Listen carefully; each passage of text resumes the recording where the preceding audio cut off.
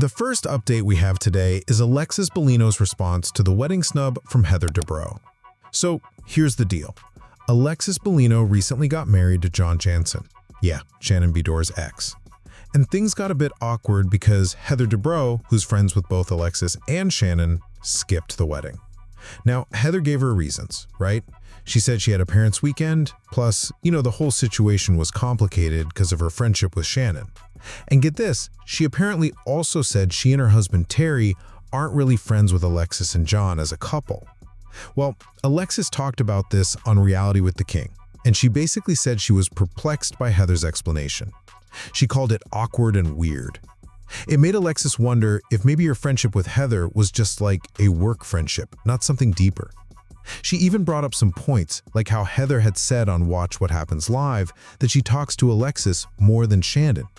Alexis also mentioned they still text, and Heather was supposedly really excited when they first got engaged. Alexis had even asked Heather if she wanted to sing at the wedding. Heather said no, citing stress from Tamra's wedding apparently. But Alexis thinks there might be more going on here. She suggested that with all the rumors about a huge recast for season 20, maybe the cast members are playing strategically, figuring out who they want to work with next year, trying to ice this person out to build their own alliances. Alexis even claimed that none of the current castmates are really friends. Oof. Before we get into the next update, I need to check in with you all. If you're enjoying our little tea session, take a millisecond to hit the like button and subscribe to join the best reality TV community on YouTube. Done? Let's move on to next update now. Next, we're going to talk about the serious fraud allegations surrounding Wendy OSEFO and her husband, Eddie OSEFO. So, you might have heard, they were recently arrested on suspicion of fraud. What's being alleged is that they actually staged a home robbery. Yeah, trying to defraud their insurance company for like hundreds of thousands of dollars. And get this, police stated that Wendy posted a photo wearing the exact anniversary ring she had reported stolen. Authorities also apparently found several other items they'd claimed were missing, right there in their home. Well, the reactions are already pouring in. Tamra Judge mentioned on her podcast, 2 T's in a Pod, that one of Wendy's neighbors actually slid into my DMs. Okay, so this neighbor claimed that after the whole neighborhood got notices about the burglary at the OSEFO house, pretty much everyone was thinking, this looks like insurance fraud. The neighbor apparently thought the whole situation felt kind of shady, partly because burglaries aren't really common in that area. And it seems this might not have been a total shock to everyone close to them.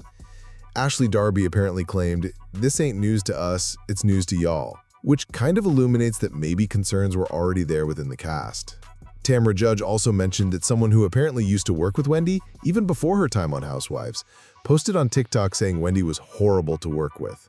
Mia Thornton also made a public statement about it all. Tamra personally observed that when someone is always bragging about money and bragging about their degrees, sometimes that evokes, a little bit of a red flag. And she asked the really obvious question here. Why would you wear the ring you reported stolen? Makes you wonder, right?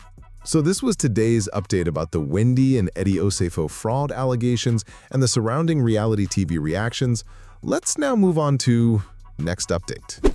Next, we are going to talk about the ongoing legal drama involving Kim Zolciak, who has just been subpoenaed in a $100 million divorce case. Okay, so this case, it's pretty intense. It's centered on the divorce between Kyle Morowitz and his estranged wife, Jillian Green. We're talking substantial wealth here, right? There's this family trust Jillian claims Kyle established and funded with a whopping $100 million back in 2021. But here's the thing. Jillian's counterclaim alleges Kyle was actually having an extramarital affair and already thinking about divorce when he created and funded this huge trust. Kind of suggesting maybe he was trying to move assets around. So now Jillian is demanding that Kim Zolciak show up in court with a whole bunch of documents about her apparent relationship with Kyle Morowitz.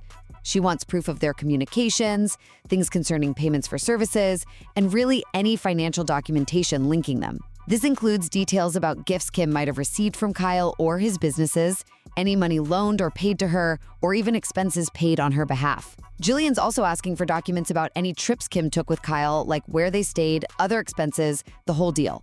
And, interestingly, she specifically asked for any proof of communication between Kyle Morowitz and Kim's own estranged husband, Kroy Beyerman. Now, Kyle Morowitz's lawyer, Marvin Solimiani, put out a statement arguing that any relationship Kyle had with Kim only started after the Morowitz separation, calling her getting involved highly unnecessary. And Kim Zolciak's lawyer, they're opposing the subpoena too, describing the demand for her to appear as unreasonable, oppressive, and intended to annoy and embarrass her. So this was today's update about Kim Zolciak's involvement in a $100 million divorce case. Let's now move on to next up. Next, we are going to talk about the Real Housewives of Salt Lake City. So, you know the cast: Angie Katzenevas, Mary Cosby, Heather Gay, Lisa Barlow, and Whitney Rose. They were just named Reality Stars of the Year. And, well, they definitely used their US Weekly cover story to get real about all the drama, the dynamics, and, the personal stuff going on. Angie K actually had some pretty strong words for Lisa Barlow. She basically told her publicly to move differently, warning her to stop digging around behind people's backs, trying to find dirt or making things up. Angie really laid it out there, saying that kind of stuff could actually end the whole show, that it becomes unforgivable at some point, and it will ruin our show. Pretty intense, right? Then you've got Mary Cosby opening up about what she called the worst, darkest part of being on the show. For her, it was when her little baby church got called a cult, and she blames Jen Shah for starting that rumor. But even with all that, Mary admitted it gets harder to really go off on the other women because deep down, she actually loves them. Heather Gay also shared her lowest point. Apparently, she came onto the show thinking she and Lisa Barlow were best friends, only to find out 2 weeks in that they had, well, different versions of our friendship. Ouch.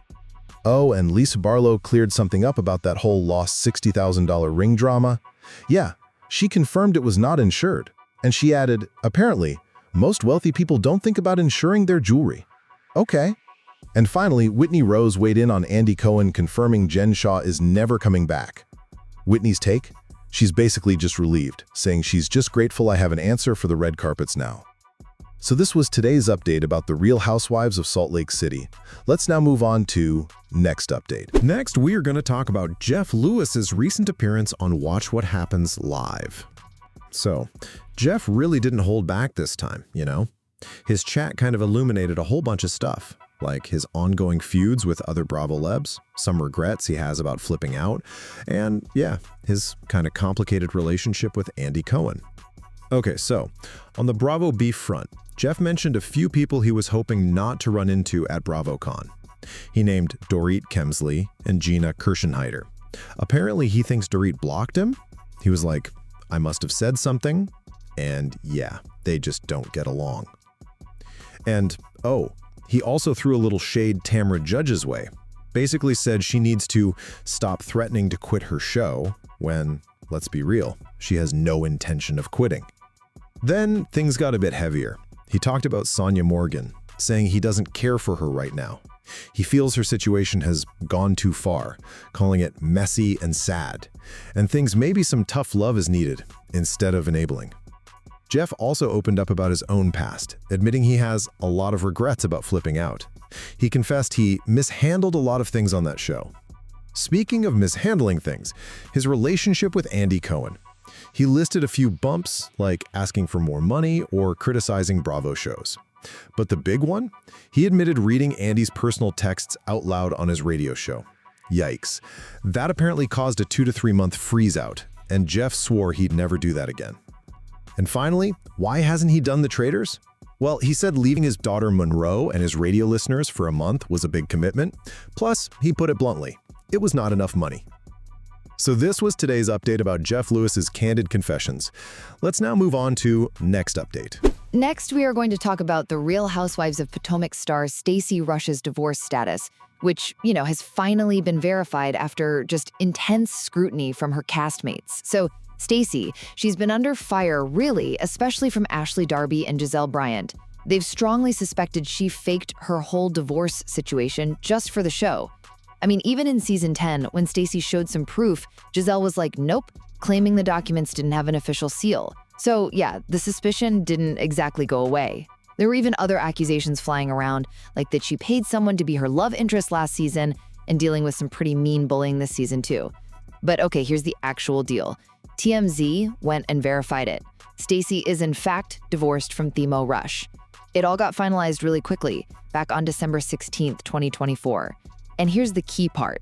The reason Ashley couldn't find anything when she was searching online, the divorce was sealed. That makes sense why they were all so confused. Themo actually filed for the divorce in early December 2024. Court documents showed they'd been separated since August 2023, and they'd been married since 2007.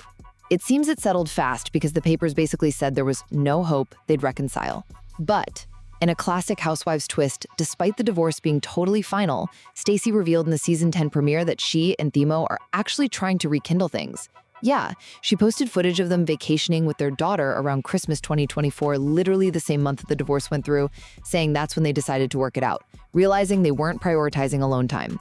Wow. So this was today's update about Stacey Rusch's divorce verification. Let's now move on to the next update. Okay. Next, we're going to talk about the departure of Wendy OSEFO from her teaching role at Wesleyan University. So, Wendy OSEFO, the 41-year-old reality television star, well, she's been replaced at Wesleyan. She was a distinguished visiting professor of sociology there, but that's changed following her arrest for fraud on October 9th, alongside her husband, Eddie OSEFO. She actually just joined Wesleyan last fall and was teaching this really interesting class, The Sociology of Reality TV, Race, Colorism, and Xenophobia.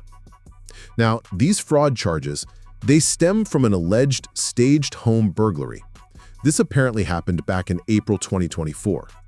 It seems the couple made insurance claims totaling around $450,000. And police, executing a search warrant, reportedly found at least 15 items the OSEFOs had claimed were stolen. Wendy herself was apparently even caught wearing a gold diamond anniversary ring she'd reported missing. On top of that, records showed about $20,000 worth of items had been returned to stores. So, pretty quickly after the arrest, on October 14th, the student newspaper confirmed Wendy had exited her position. Her students got an email saying Courtney Patterson-Fay, an associate professor of sociology, would be taking over the class for the rest of the semester. Now, Wesleyan told TMZ that Wendy resigned, but her representative pushed back, saying she wasn't fired. They stated that she formally submitted her resignation before the university made any public announcement, insisting the decision to leave was voluntary.